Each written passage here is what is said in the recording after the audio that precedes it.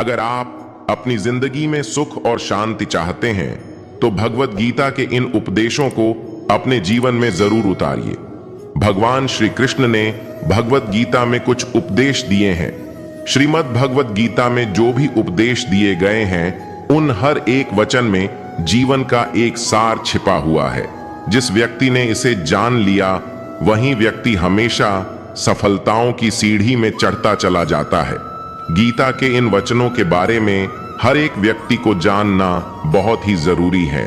तभी इंसान सही राह में चलकर एक खुशहाल जीवन जी सकता है। इसी क्रम में हम आज आपको बताने जा रहे हैं गीता के 5 अनमोल वचन, जिन्हें जानकर आप हर परेशानियों से आराम से निकल सकते हैं। सबसे पहला उपदेश है, ये शरीर नश्वर है, ना यह शरीर तुम्हारा है और ना ही तुम इस शरीर के हो। यह अग्नि, जल, वायु, पृथ्वी, आकाश से मिलकर बना है और इसी में मिल जाएगा, परंतु आत्मा स्थिर है। फिर तुम क्या हो? इस कथन में भगवान श्री कृष्ण कहना चाहते हैं कि ये शरीर नश्वर है, ना तो मनुष्य का ये शरीर और ना ही मनुष्य इस शरीर के लिए है। ये शरीर 5 चीजों से मिलकर बना है और इन्हीं पंचतत्व में मिल जाएगा, लेकिन आत्मा अजय अमर है। दूसरा उपदेश है, आत्मा को नहीं पहुंचा सकता कोई नुकसान। शस्त्र इस आत्मा को काट नहीं सकते, अग्नि इसको जला नहीं सकती, जल इसको गीला नहीं कर सकता और वायु इसे सुखा नहीं सकती। अर्थात मनुष्य के शरीर को कोई भी कष्ट पहुंचा सकता है। शरीर आग से जल भी सकता है और इसे कोई गीला भी कर सकता है, लेकिन आत्मा को कोई शस्त्र ना तो काट सकता है और ना ही अग्नि इसे नुकसान पहुंचा सकती है। तीसरा उपदेश है, शक्ति के अनुसार मनुष्य को करना चाहिए कर्तव्य कर्म। सुख, दुख, लाभ, हानि और जीत हार की चिंता न करके मनुष्य को अपनी शक्ति के अनुसार कर्तव्य कर्म करना चाहिए। ऐसे भाव से कर्म करने पर मनुष्य को पाप नहीं लगता।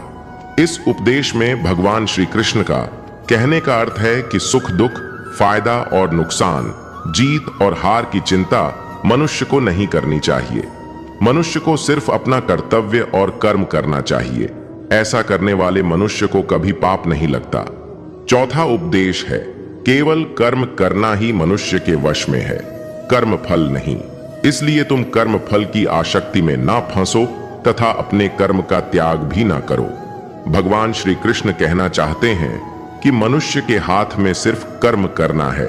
उस कर्म का फल क्या होगा ये मनुष्य तय नहीं कर सकता।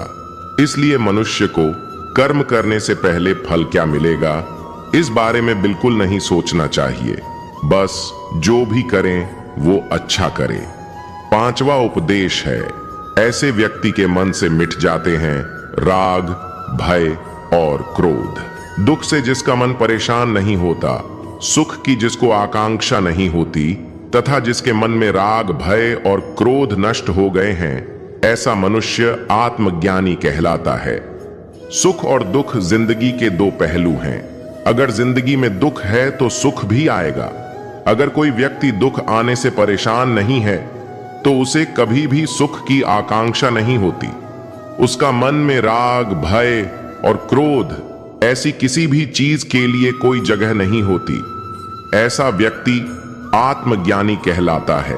तो मित्रों, भगवत गीता के इन अनमोल विचारों को हमेशा याद रख के ही हमें जीवन में आगे बढ़ना चाहिए।